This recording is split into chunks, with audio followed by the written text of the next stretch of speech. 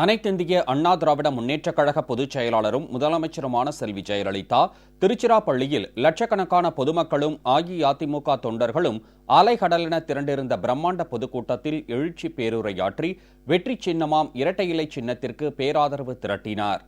புரட்சித் தலைவி அம்மா வாழ்க என்ற வாழ்த்தொலி முழக்கம் 8 திசையும் எதிரொலிக்க முதலமைச்சரை எழுச்சியுடன் வரவேற்ற லட்சோப லட்சம் மக்கள் அஇஅதிமுகவுக்கே தங்கள் வாக்கு என உறுதிபட தெரிவித்தனர்.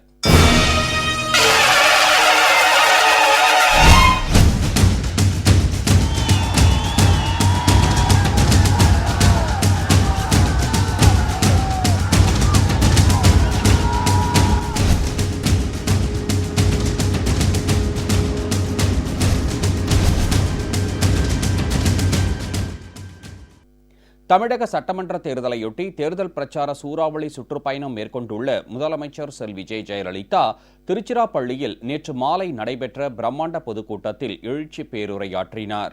தமது தலைமையிலான அஇஅதிமுக அரசின் மகத்தான சாதனைகளையும் மக்கள் நலத்திட்டங்களையும் பட்டியலிட்டு முதலமைச்சர் செல்வி ஜெயலலிதா இரட்டை இலை சின்னத்திற்கு பேராதரவு திரட்டினார். தமிழகத்தில் 2006ஆம் ஆண்டு சட்டமன்ற தேர்தலின் போது தேர்தல் அறிக்கையில் திமுகவினர் அளித்த வாக்குறுதிகளை நிறைவேற்றவில்லை. வாக்குறுதிகளை நிறைவேற்றாமல் காற்றில் பறக்கவிட்டு தமிழக மக்களை ஏமாற்றியவர்தான் கருணாநிதி என அடுக்கடுக்கான ஆதாரங்களுடன் முதலமைச்சர் செல்வி ஜெயலலிதா குற்றம் சாட்டினார். தமிழ்நாட்டில் வாழும் தமிழர்களுக்கு மட்டுமின்றி இலங்கை தமிழர்களுக்கும் பெரும் துரோகம் இழைத்தவர் கருணாநிதி என தெரிவித்த முதலமைச்சர் செல்வி ஜெயலலிதா இலங்கை தமிழர்களுக்கு கருணாநிதி இழைத்த அடுக்கடுக்கான துரோகங்களை பட்டியலிட்டார். இலங்கை தமிழர்கள் நலன், நல்வாழ்வு மற்றும் அவர்களின் பாதுகாப்புக்காக தாம் முழு மூச்சுடன் மேற்கொண்டுள்ள நடவடிக்கைகளை விளக்கமாக எடுத்துரைத்த முதலமைச்சர் செல்வி ஜெயலலிதா இலங்கை தமிழர்கள் முழு சுதந்திரத்தோடும் சுயமரியாதையோடும் வாழ்ந்திடவும் தனி ஈழம் எய்திடும் வகையிலும் தொடர்ந்து நடவடிக்கைகள் எடுக்கப்படும் என்றும் உறுதியளித்தார். வணக்கத்திற்குரிய பெரியோர்களே, என்னை வாழ வைக்கும் தெய்வங்களாகிய தாய்மார்களே, இதயதேவம் புரட்சி தலைவர் எம்ஜிஆரின் ரத்தத்தின் ரத்தமான என் உயிரினும் மேலான எனது அருமை உடன்பிறப்புகளே, எனது அருமை வாக்காள பெருமக்களே, உங்கள் அனைவருக்கும் முதற்கண் எனது அன்பு கலந்த வணக்கத்தை தெரிவித்துக் கொள்கிறேன். இந்த தேர்தல் பிரச்சார பொதுக்கூட்டத்தின் வாயிலாக திருச்சிராப்பள்ளி, கரூர், புதுக்கோட்டை, தஞ்சாவூர், நாகப்பட்டினம், திருவாரூர், வேலூர், திருவண்ணாமலை, விழுப்புரம் ஆகிய மாவட்டங்களைச் சேர்ந்த 67 சட்டமன்ற தொகுதிகளுக்கான அனைத்திந்திய அண்ணா திராவிட முன்னேற்றக் கழக வேட்பாளர்களை அறிமுகப்படுத்தி உங்களிடம் அவர்களுக்காக வாக்கு சேகரிக்க வந்திருக்கிறேன்.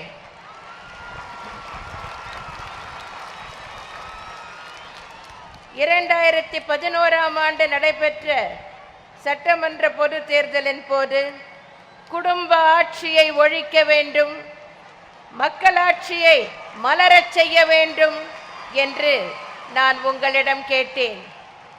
நீங்களும் என்னுடைய வேண்டுகோளினை ஏற்று அனைத்திந்திய அண்ணா திராவிட முன்னேற்ற கழகத்தை ஆட்சியில் அமர்த்தினீர்கள். உங்களின் அமோக ஆதரவுடன் நான் முதலமைச்சராக பொறுப்பேற்றுக் கொண்டேன். மாற்றம் தந்த உங்கள் வாழ்வில் ஏற்றம் தந்த அரசுதான் எனது தலைமையிலான அனைத்திந்திய அண்ணா திராவிட முன்னேற்ற கழக அரசு. நான் ஆட்சி பொறுப்பை ஏற்றவுடன் தேர்தலின் போது உங்களுக்கு என்னென்ன வாக்குறுதிகளை அளித்தேனோ, என்னென்ன திட்டங்களை தருவேன் என்று சொன்னேனோ அதையெல்லாம் நிறைவேற்றி தந்திருக்கிறேன் என்பதை தெரிவித்துக் கொள்கிறேன். அவற்றில் ஒரு சிலவற்றை இங்கே தெரிவிக்க விரும்புகிறேன். குடும்ப அட்டைதாரர்கள் அனைவருக்கும் 20 கிலோ அரிசி விலையில்லாமல் வழங்கப்படும் என்ற தேர்தல் வாக்குறுதி நிறைவேற்றப்பட்டிருக்கிறது. அதன் பயனை நீங்கள் எல்லாம் அனுபவித்துக் கொண்டிருக்கிறீர்கள். குடும்பத்தில் உள்ள அனைவருக்கும் சீரமைக்கப்பட்ட மருத்துவ காப்பீட்டு திட்டம் செயல்படுத்தப்படும் என்ற வாக்குறுதி நிறைவேற்றப்பட்டிருக்கிறது. இந்த திட்டத்தின்படி 4 ஆண்டுகளில் 4 லட்சம் ரூபாய் வரை ஒரு குடும்பத்தினர் மருத்துவ சிகிச்சை பெற்றுக்கொள்ளலாம். கடந்த 5 ஆண்டுகளில் 3256 கோடி ரூபாய் செலவில் 14.3 லட்சம் ஏழை எளிய மக்களுக்கு உயரிய மருத்துவ சிகிச்சை அளிக்கப்பட்டுள்ளது. நவீன பசுமை வீட்டு வசதி திட்டம் செயல்படுத்தப்படும் என்று அறிவித்திருந்தேன். கடந்த 5 ஆண்டுகளில் 5879 கோடி ரூபாய் மதிப்பீட்டில் 2,79,954 பேர்களுக்கு பசுமை வீடுகள் கட்டித்தரப்பட்டுள்ளன. 20,046 வீடுகள் கட்டப்பட்டு வருகின்றன. இருண்ட தமிழகம் ஒளிபெற வழிவகை செய்யப்படும் என்று நான் வாக்குறுதி அளித்திருந்தேன். கடந்த 5 ஆண்டுகளில் அனைத்து திட்டங்களின் மூலம் 7485.50 மெகாவாட் மின்சாரம் தமிழக மின் தொகுப்பில் கூடுதலாக சேர்க்கப்பட்டுள்ளது. இது ஒரு வரலாற்று சாதனை.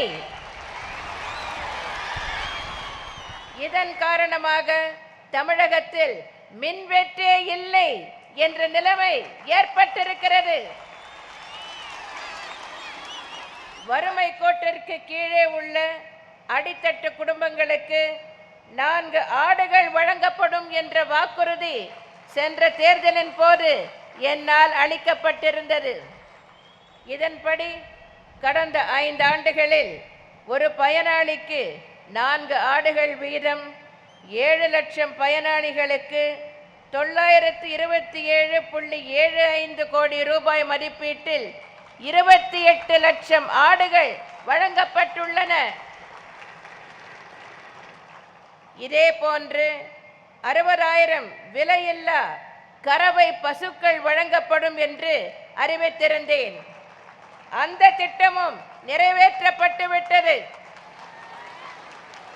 கடந்த 5 ஆண்டுகளில் 231.11 கோடி ரூபாய் செலவில் கறவை பசுக்கள் வழங்கப்பட்டுள்ளன. தாய்மார்களுக்கு விலையில்லா மிக்சி, கிரைண்டர் மற்றும் மின்விசிறி ஆகியவை வழங்கப்படும் என்ற வாக்குறுதி நிறைவேற்றப்பட்டிருக்கிறது. காவேரி நடுவர் மன்ற இறுதி தீர்ப்பை மத்திய அரசிதழில் வெளியிட நடவடிக்கை எடுக்கப்படும் என்ற வாக்குறுதி நிறைவேற்றப்பட்டிருக்கிறது.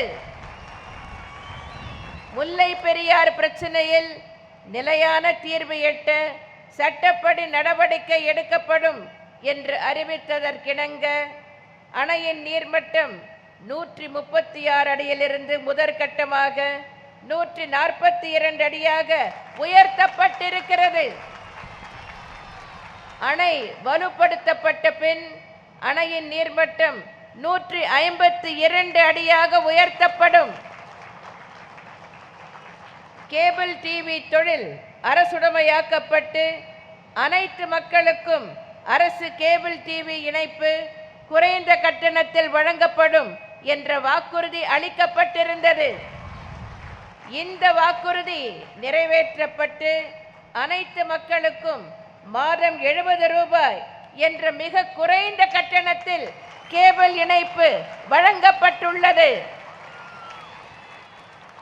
ஏழை பெண்கள் திருமண உதவி திட்டங்களின் கீழ் 25,000 ரூபாய் உதவித்தொகையுடன் தாலிக்கு தங்கம் வழங்கப்படும் என்றும், பட்டம் மற்றும் பட்டய படிப்பு படித்த பெண்களுக்கு தாலிக்கு தங்கத்துடன் திருமண உதவித்தொகை 50,000 ரூபாயாக உயர்த்தி வழங்கப்படும் என்ற வாக்குறுதி நிறைவேற்றப்பட்டிருக்கிறது. இந்த திட்டத்தின் கீழ் 7,72,643 பெண்களுக்கு 2,537 கோடியே 74 லட்சம் ரூபாய் நிதி உதவியும் 2,844 கிலோ தங்கமும் வழங்கப்பட்டுள்ளது. முதியோர், உடல் ஊனமுற்றோர், கணவனால் கைவிடப்பட்ட பெண்கள் மற்றும் கைம்பெண்களுக்கான மாத உதவித்தொகை 1000 ரூபாயாக உயர்த்தி வழங்கப்படும் என்ற வாக்குறுதி நிறைவேற்றப்பட்டுள்ளது. இவையெல்லாம் நான் செய்வேன் என்று சொன்ன வாக்குறுதிகள். நான் சொன்னதை செய்தேன். இவை மட்டுமல்லாமல் சொல்லாத வாக்குறுதிகளையும் நிறைவேற்றியுள்ளேன். நான் சொல்லாத, நீங்களே எதிர்பார்க்காத பலவற்றையும் செய்துள்ளேன். மக்களை நாடி அரசு என்பதற்கேற்ப அம்மா திட்டம் இன்று மாநிலம் முழுவதும் செயல்படுத்தப்பட்டு வருகிறது. ஏழை மக்கள் மலிவு விலையில் தரமான உணவை வயிறார உண்ணும் வகையில் தமிழ்நாடு முழுவதும் 530 அம்மா உணவகங்கள் திறக்கப்பட்டுள்ளன. இதேபோன்று அம்மா குடிநீர், அம்மா உப்பு, அம்மா சிமெண்ட், அம்மா குழந்தைகள் பரிசு பெட்டகம் என பல்வேறு திட்டங்கள் செயல்படுத்தப்பட்டு வருகின்றன. சொன்னதை மட்டுமல்லாமல் சொல்லாதையும் செய்த அரசு உங்கள் அன்பு சகோதரியின் அரசு என்பதை உங்களுக்கு நான் நினைவுபடுத்த கடமைப்பட்டிருக்கிறேன். ஆனால் திமுகவினர் 2006ஆம் ஆண்டு தங்கள் தேர்தல் அறிக்கையில் சொன்ன வாக்குறுதிகளில் பெரும்பாலானவற்றை நிறைவேற்றவில்லை. நான் அவர்கள் நிறைவேற்றாத 5 வாக்குறுதிகளை 18/4/2016 அன்று காஞ்சிபுரத்தில் நடைபெற்ற பொதுக்கூட்டத்தில் தெரிவித்திருந்தேன். தற்போது நான் மேலும் சிலவற்றை உங்களிடம் இங்கே தெரிவிக்க விரும்புகிறேன். வட்டார அளவிலான மூலப்பொருட்களை கணக்கிட்டு தொழில்கள் நிறுவப்படும் என்ற வாக்குறுதி என்ன ஆயிற்று? அனைத்து பள்ளிகளிலும் அனைத்து வகுப்பறைகளிலும் கணினி பயிற்சி என்ற வாக்குறுதி நிறைவேற்றப்பட்டதா? மருத்துவம் போன்ற படிப்புகளுக்கு கட்டணம் குறைக்கப்படும் என்ற வாக்குறுதி என்ன ஆனது? முதுநிலை மருத்துவ படிப்பில் தமிழ்நாட்டு கல்லூரி பட்டதாரிகள் மற்றும் தமிழ்நாட்டில் பணிபுரியும் மருத்துவர்கள் மட்டுமே 100 விழுக்காடு சேர்த்து கொள்ள நடவடிக்கை எடுக்கப்படும் என்ற வாக்குறுதி தண்ணீரில் எழுதிய வாக்குறுதி தானா? கிராமப்புற மாணவர்களுக்கு 25% இடஒதுக்கீடு வழங்கப்பட்டதா? கல்வியை மாநில பட்டியலில் இடம்பெற வைக்க நடவடிக்கை எடுக்கப்படும் என்ற வாக்குறுதி நிறைவேற்றப்படவில்லை என்பது ஒரு புறம் இருக்கட்டும். இதை நிறைவேற்ற திமுக அங்கம் வகித்த மத்திய காங்கிரஸ் கூட்டணி அரசிடம் வேண்டுகோளாவது வைத்தார்களா? இப்படித்தான் திமுக தனது 2006ஆம் ஆண்டு அளித்த தேர்தல் வாக்குறுதிகளில் பெரும்பாலானவற்றை நிறைவேற்றவில்லை. வாக்காளர் பெருமக்களே, இப்பொழுது உங்களுக்கு புரிந்திருக்கும். தேர்தல் வாக்குறுதிகளை நிறைவேற்றுவது இந்த ஜெயலலிதா தான்.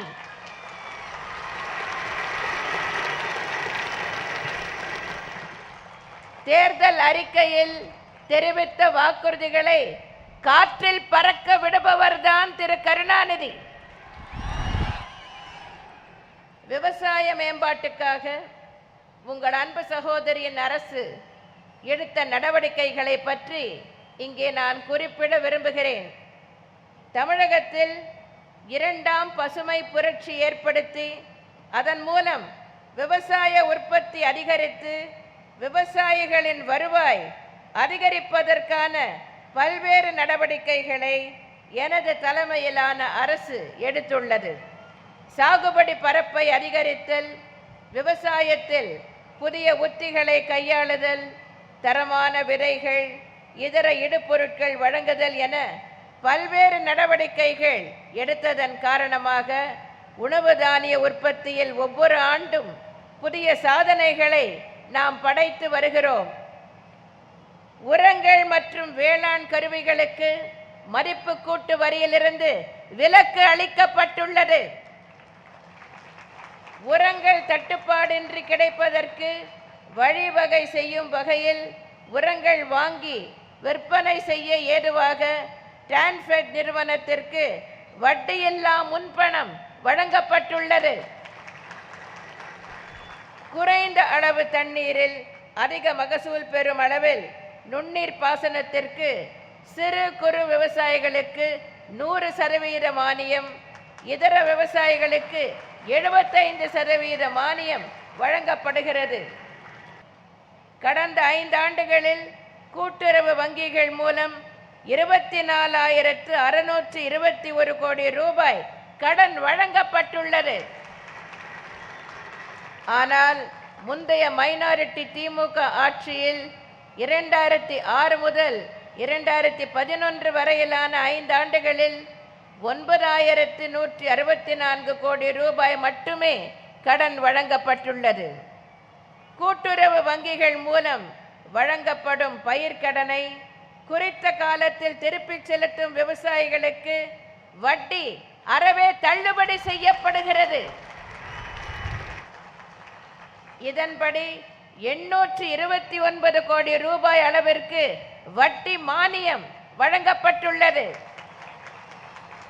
வேளாண் எந்திரங்கள் மானிய விலையில் விவசாயிகளுக்கு வழங்கப்படுவதுடன் எந்திரங்கள் மற்றும் கருவிகளை பராமரித்து கையாள விவசாயிகளுக்கு பயிற்சிகள் அளிக்கப்படுகின்றன.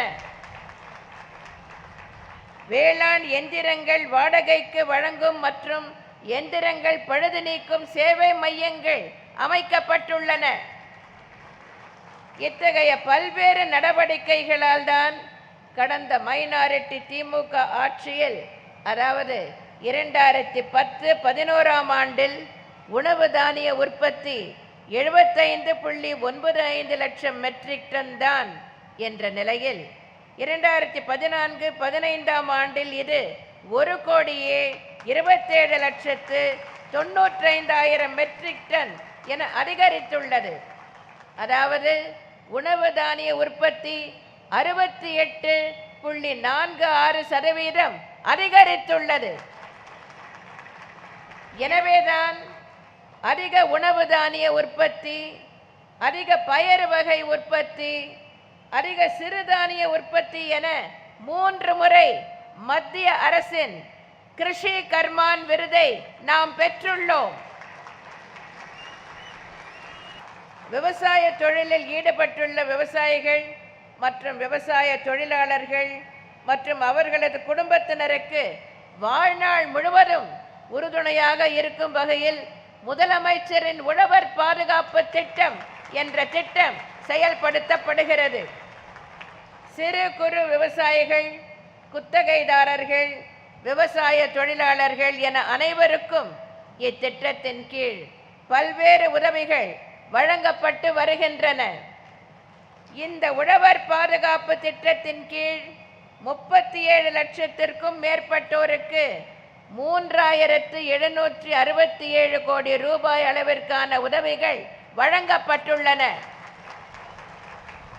விவசாயிகள் தற்கொலை பற்றி திமுகவினர் பொய் பிரச்சாரம் செய்து வருகின்றனர். ஒரு விளம்பரத்தில் உரவிலை உயர்வு பற்றியும் விவசாயிகள் தற்கொலை பற்றியும் திமுக தெரிவித்துள்ளது. உரங்களின் விலை உயர்வுக்கு யார் காரணம்?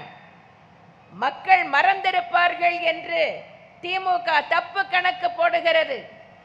திமுக அங்கம் வகித்த முந்தைய மத்திய காங்கிரஸ் கூட்டணி அரசுதானே உர விலைகளை உயர்த்தியது. அதற்கு வழிவகுத்த அமைச்சரவை கூட்டத்தில் திமுகவை சேர்ந்த அப்போதைய மத்திய அமைச்சர் திரு கருணாநிதியின் மகன் திரு மு.க. அழகிரி பங்கேற்று ஒப்புதல் அளித்தாரா இல்லையா? உரம் விலைகள் ஏற்றத்திற்கு காரணமாக இருந்துவிட்டு அனைத்திந்திய அண்ணா திராவிட முன்னேற்ற கழக அரசு உரவிலையை ஏற்றியது போல் விளம்பரம் செய்வது எவ்வளவு மோசடியான செயல். கடந்த மைனாரிட்டி திமுக ஆட்சியில் 2009ஆம் ஆண்டில் தற்கொலை செய்து கொண்ட விவசாயிகளின் எண்ணிக்கை 1060. 2010ஆம் ஆண்டில் தற்கொலை செய்து கொண்ட விவசாயிகளின் எண்ணிக்கை 541. கடந்த 2014ஆம் ஆண்டு இது 68 என குறைந்துள்ளது. இந்த தற்கொலைகளும் பல்வேறு குடும்ப பிரச்சனைகளால் ஏற்பட்டதாகும். திமுகவின் பொய் பிரச்சாரத்தை பற்றி சில விவரங்களை உங்களுக்கு தெரிவிக்க விரும்புகிறேன். திமுகவிற்கு இந்த தேர்தலில் தாங்கள் எந்த தொகுதியிலும் வெற்றி பெறப் போவதில்லை என்பதும், அனைத்திந்திய அண்ணா திராவிட முன்னேற்ற கழக வேட்பாளர்கள்தான் அனைத்து தொகுதிகளிலும் வெற்றி பெறப்போகிறார்கள் என்பதும் நிச்சயமாக தெரிந்துவிட்டது. 2ஆம் இடத்திற்கு கூட வர முடியாது என்ற பயம் அவர்களை பிடித்து ஆட்டுகிறது. எனவேதான் தங்கள் வசமுள்ள ஊடகங்கள் வாயிலாக பலவித பொய் பிரச்சாரங்களை தொடர்ந்து மேற்கொண்டு வருகின்றனர். திமுகவினர் மேற்கொள்ளும் பல வகை பிரச்சாரங்களும் ஏற்பாடு செய்யப்பட்ட ஜோடித்த நாடகங்கள்தான்.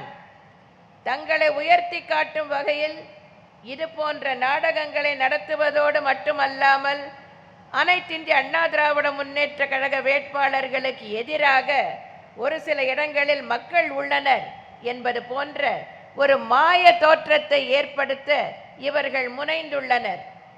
திமுகவை சேர்ந்த ஒரு சிலரை நிறுத்தி வைத்து அனைத்திந்திய அண்ணா திராவிட முன்னேற்ற கழக வேட்பாளர்களை கேள்விகள் கேட்பது போல் நாடகமாடி அந்த பொய் செய்திகளை அவர்களது குடும்ப தொலைக்காட்சிகளில் ஒளிபரப்பி வருகின்றனர்.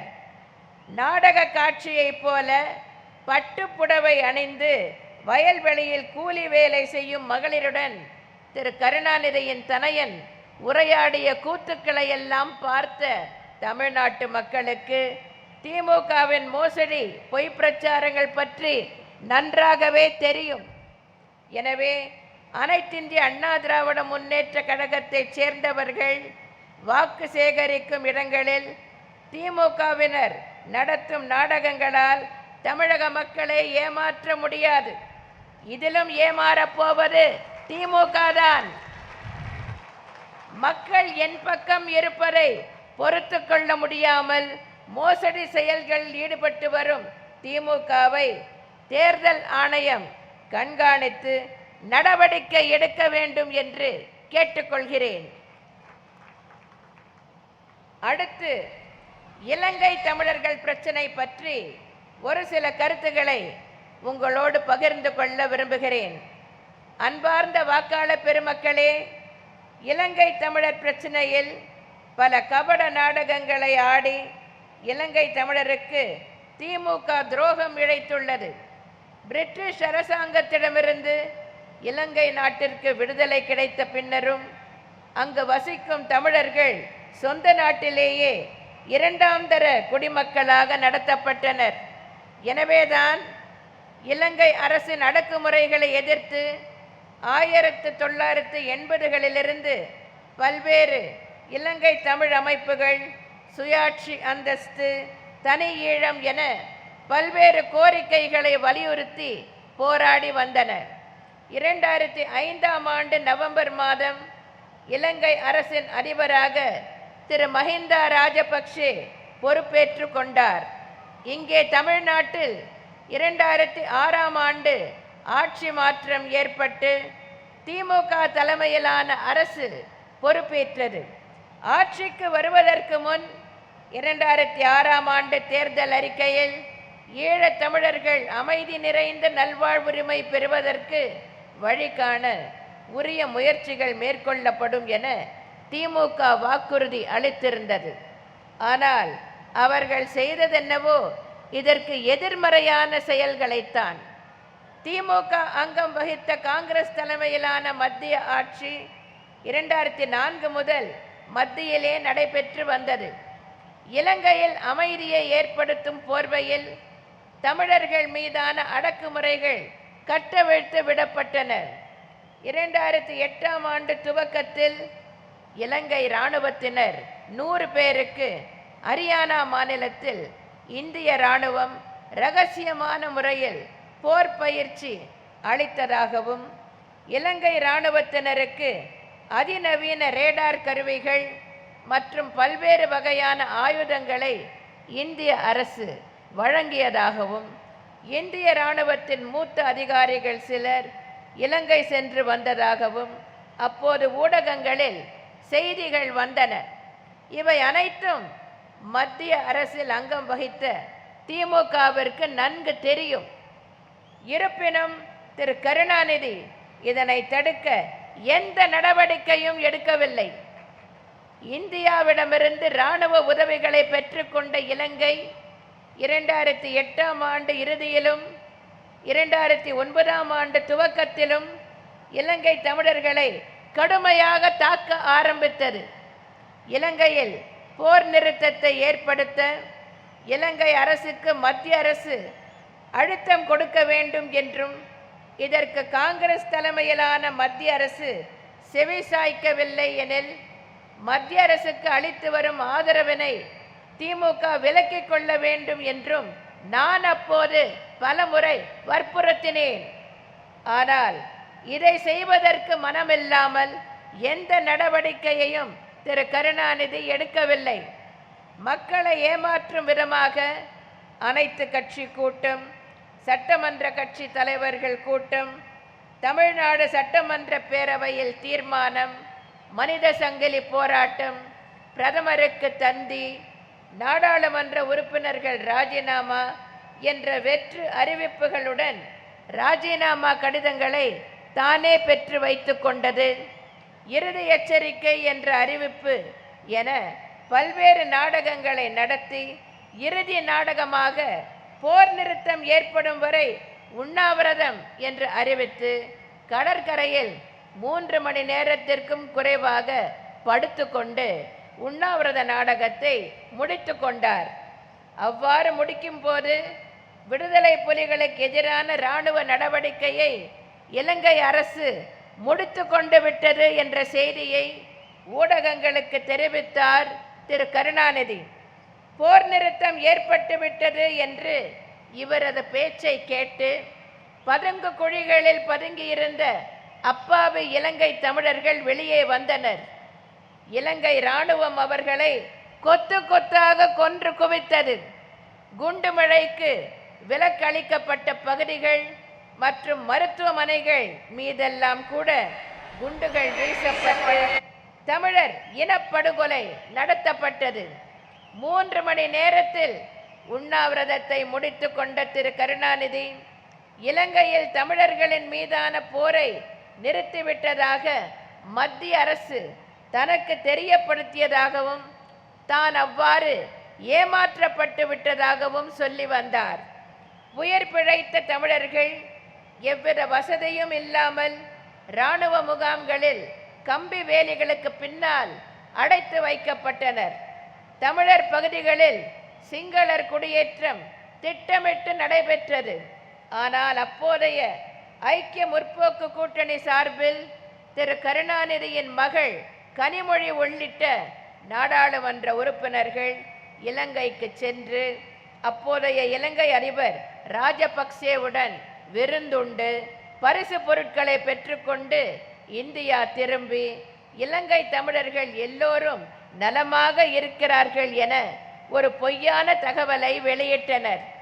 சில மாதங்களுக்கு முன் இலங்கை வடக்கு மாகாண கவுன்சில் உறுப்பினரான திருமதி அனந்தி சசிதரன் இறுதிப் போர் உச்சகட்டத்தில் இருந்த 2009ஆம் ஆண்டு மே 16ஆம் தேதி இரவு திரு கருணாநிதியின் மகள் கனிமொழியிடம் தனது கணவர் சசிதரன் சேட்டலைட் போனில் பேசியதாகவும், அப்போது திருமதி கனிமொழி அவர்களை சரணடைந்து விடும்படியும் அவர்களது விடுதலைக்கு தாங்கள் உத்தரவாதம் தருவதாகவும் சர்வதேச அளவில் பேச்சுவார்த்தை நடப்பதாகவும் கூறியுள்ளார். அதை நம்பியே சரணடைந்த ஈழத் தமிழர்கள் பலரும் கொல்லப்பட்டனர் அல்லது காணாமல் போய்விட்டனர் என்ற மிக பெரும் குற்றச்சாட்டை அவர் கூறியுள்ளார்.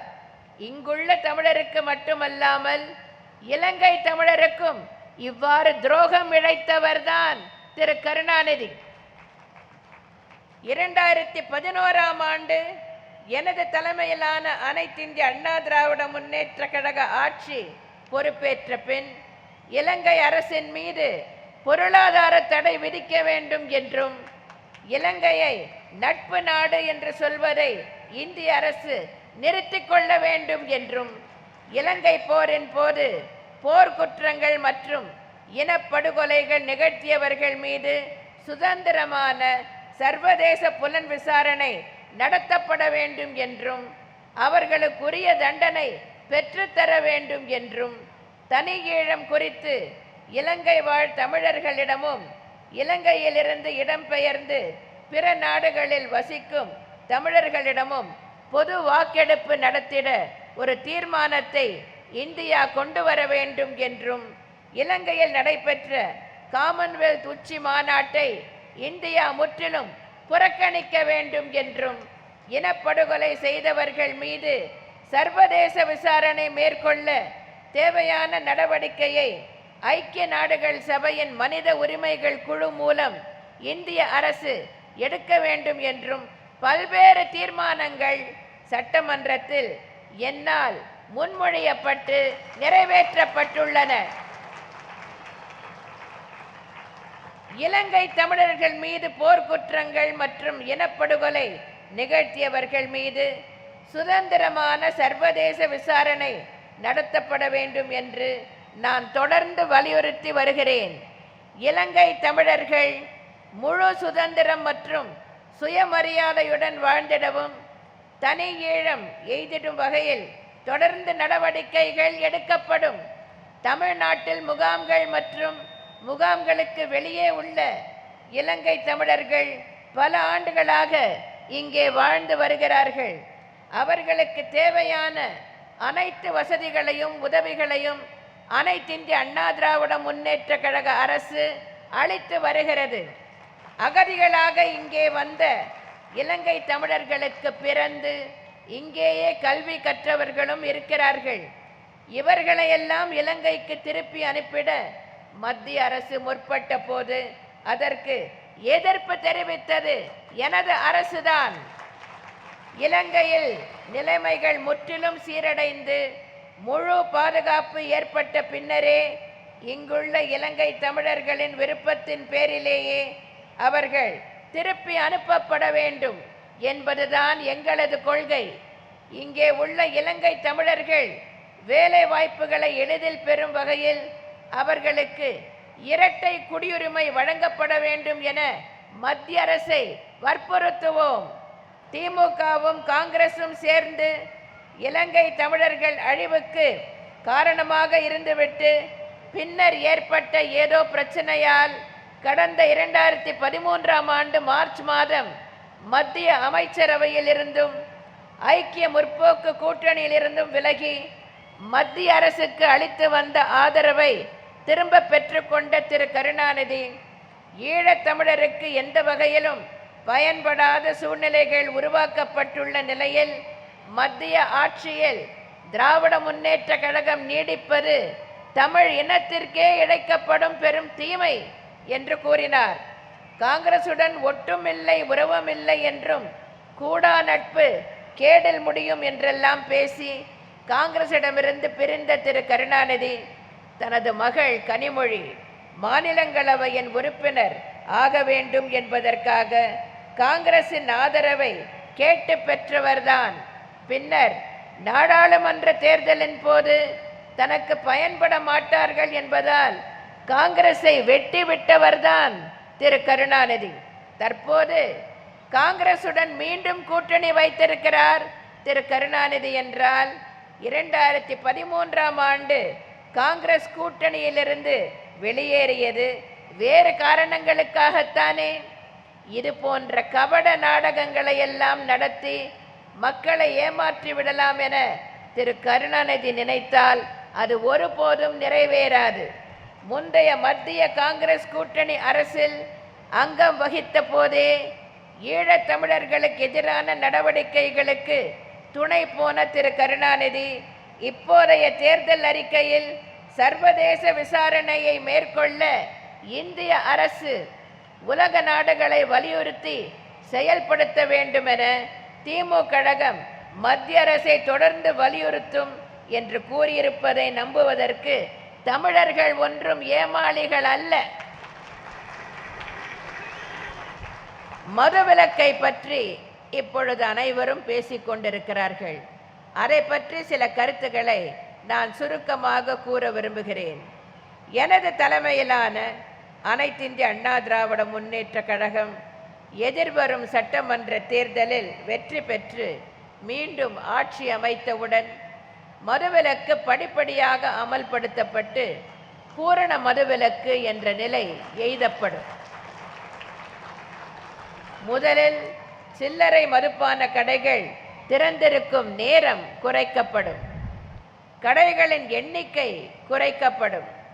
பின்னர் சில்லறை மதுபான கடைகளுடன் இணைந்த பார்கள் மூடப்படும். குடிப்பழக்கத்திற்கு உள்ளாகி உள்ளோரை மீட்பதற்கான மீட்பு நிலையங்கள் ஏற்படுத்தப்படும். இவை அனைத்தும் செயல்படுத்தப்பட்டு படிப்படியாக பூரண மதுவிலக்கு என்னும் லட்சியத்தை நாம் அடைவோம். திமுகவினர் மதுவிலக்கு அமல்படுத்த போவதாக பொய்யான வாக்குறுதியை அளித்து வருகின்றனர். முந்தைய திமுக ஆட்சியின் போது மது விற்பனை 2 மடங்குக்கும் அதிகமாக உயர்ந்தது. இவர்களா மதுவிலக்கை கொண்டு வரப்போகிறார்கள்? அப்படி மதுவிலக்கை கொண்டு வரும் எண்ணம் இருந்தால் ஏன் பூரண மதுவிலக்கு பற்றி திமுகவின் தேர்தல் அறிக்கையில் எதுவும் சொல்லவில்லை? தமிழகத்தில் மதுவிலக்கு அமலுக்கு வந்தவுடன் திமுகவினரும் திமுகவினரின் உறவினர்களும் நடத்தும் மது ஆலைகள் அனைத்தும் மூடப்படும் என திருமதி கனிமொழி கூறியுள்ளார். மதுவிலக்கு அமலுக்கு வந்தால் மது ஆலைகளை எப்படி நடத்த முடியும்? திமுகவினர் நடத்தும் மது ஆலைகளை மூடுவதற்கும் மதுவிலக்கு கொண்டு வருவதற்கும் என்ன சம்பந்தம்? திமுகவினர் நடத்தும் ஆலைகளை மூட எதற்காக நாள் நட்சத்திரம் பார்க்க வேண்டும்? உடனேயே மூடிவிடலாமே.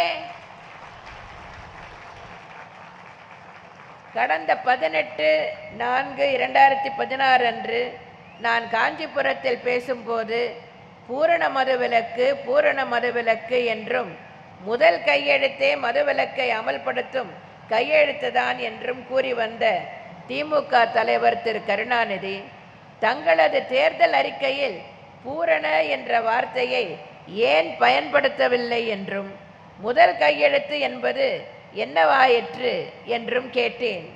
அதற்கு பதில் அளிக்கும் விதமாக மூதறிஞர் ராஜாஜி அவர்கள் இருந்தபோது தமிழ்நாடு மதுவிலக்கு சட்டம் 1937 என்று ஒரு சட்டம் வந்தது என்றும் மதுவிலக்குக்கு தனி சட்டம் என்றாலே பூரண மதுவிலக்கு தான் என்று அர்த்தம் என்றும் விதண்டாவாதம் செய்துள்ளார் அவரது தனையன். தமிழ்நாடு மதுவிலக்கு சட்டம் 1937 என்பதுதான் தற்போதும் உள்ள சட்டம் என்பதை திமுகவினர் முதலில் தெரிந்து கொள்ள வேண்டும். அந்த சட்டத்தில் உள்ள காப்புரைகளின் அடிப்படையில் கொண்டு வரப்பட்டுள்ள பல்வேறு விதிகளின்படி, அதாவது ரூல்ஸ் படிதான் தற்போது பூரண மதுவிலக்கு இல்லாமல் இருக்கிறது. எனவே பூரண மதுவிலக்கு கொண்டு வர இந்த விதிகளை நீக்கரவு செய்து ஒரு அரசாணை வெளியிட்டாலே போதுமானது. இதற்கு எந்த புதிய சட்டமும் தேவையில்லை. ஒரே ஒரு கையெழுத்து மூலம் அரசாணை வெளியிடப்பட்டு பூரண மதுவிலக்கு கொண்டு வர முடியும். அவ்வாறு செய்வோம் என்று உறுதியளிக்காமல் புதிய சட்டம் கொண்டு வரப்படும் என்றும் மது விற்பனையிலிருந்து அரசு விலகும் என்றும் குறிப்பிட்டிருப்பது தனியார் கிளப்புகள் மூலம் மது விற்பனையை தொடங்குவதற்கு தான் மது விற்பனையை தொடர்வதற்குத்தான் என்ற குற்றச்சாட்டை நான் மீண்டும் சுமத்துகிறேன்.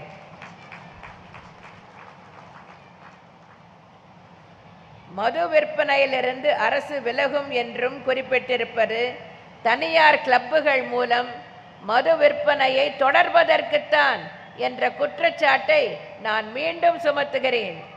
திரு கருணாநிதிக்கு மதுவிலக்கை கொண்டு வரும் எண்ணமே இல்லை. மக்களை ஏமாற்றி வாக்குகளை அபகரிக்க முடியுமா என்பதற்காகவே இது போன்ற ஒரு வாக்குறுதியை அவர் அளித்துள்ளார். வாக்காளர் பெருமக்களே, மக்களால் நான், மக்களுக்காகவே நான் என்ற தாரக மந்திரத்தை கடைபிடித்து நான் பணியாற்றி வருகிறேன். உங்களால் நான், உங்களுக்காகவே நான். நான் சொன்னதை செய்தேன், சொல்லாத பலவற்றையும் உங்களுக்காக செய்திருக்கிறேன். ஏனென்றால் உங்களுக்காகவே அர்ப்பணிக்கப்பட்டதுதான் என்னுடைய தவ வாழ்வு. அம்மா உணவகங்கள், அம்மா உப்பு, அம்மா மருந்தகங்கள் போன்ற திட்டங்கள் எல்லாம் வரும் என்று நீங்கள் நினைத்தீர்களா? எதிர்பார்த்தீர்களா? எப்படி வந்தது? ஏனென்றால் ஒரு தாய்க்குத்தான் தன் பிள்ளைகளுக்கு என்ன தேவை என்பது தெரியும். ஒவ்வொரு நாளும் ஒவ்வொரு பொழுதும் என் அன்பார்ந்த தமிழக மக்களுக்காக புதிதாக என்ன நன்மை செய்யலாம் என்று யோசித்து யோசித்து ஒவ்வொரு புதிய திட்டமாக கொண்டு வந்து செயல்படுத்தி கொண்டிருக்கிறேன். இவ்வளவுதான் என்று கருதி விடாதீர்கள். உங்கள் நல்ல ஆதரவோடு மீண்டும் எனது தலைமையிலான அனைத்திந்திய அண்ணா திராவிட முன்னேற்ற கழக அரசு அமையுமே ஆனால் நீங்கள் நினைத்து பார்க்காத, கற்பனை கூட செய்து பார்க்க முடியாத இதைவிட சிறப்பான திட்டங்கள் பலவற்றை உங்களுக்காக கொண்டு வந்து நான் செயல்படுத்துவேன் என்ற வாக்குறுதியை இந்த நேரத்தில் உங்களுக்கு அளிக்கிறேன். ஏழைகள் தொடர்ந்து ஏற்றம் பெற்றிட, தமிழகம் அமைதி பூங்காவாய் தொடர்ந்திட, மின்வெட்டே இல்லை என்ற நிலை நிலைத்திட, பொருளாதாரம் அபரிமிதமான வளர்ச்சி அடைந்திட, தொழில்கள் தொடர்ந்து வளர்ச்சி அடைந்திட, தொழிலாளர்கள் நலன் பெருகிட, விவசாயம் விருத்தி அடைந்திட, சேவைத்துறை மேலும் செழித்திட, தமிழகம் தொடர்ந்து முன்னேற்ற பாதையில் சென்றிட, தமிழகத்தின் உரிமைகள் தொடர்ந்து நிலைநாட்டப்பட, தற்போதுள்ள நல்ல நலத்திட்டங்கள் நீடித்திட, அமைதி, வளம், வளர்ச்சி என்ற பாதையில் தமிழகம் தொடர்ந்து பீடு நடை போட, வருகின்ற 16/5/2016 அன்று நடைபெறவுள்ள சட்டமன்ற தேர்தலில் இதய தெய்வம் புரட்சி தலைவர் எம்ஜிஆர் கண்ட வெற்றி சின்னமாம் இரட்டை இலை சின்னத்தில் வாக்களித்து இவர்கள் அனைவரையும் பெருவாரியான வாக்குகள் வித்தியாசத்தில் மகத்தான வெற்றி பெற செய்ய வேண்டும் என்று உங்கள் அனைவரையும் அன்புடன் வேண்டி கேட்டுக்கொண்டு, அண்ணா நாமம் வாழ்க, புரட்சி தலைவர் எம்ஜிஆர் நாமம் வாழ்க என்று கூறி விடைபெறுகிறேன். நன்றி, வணக்கம்.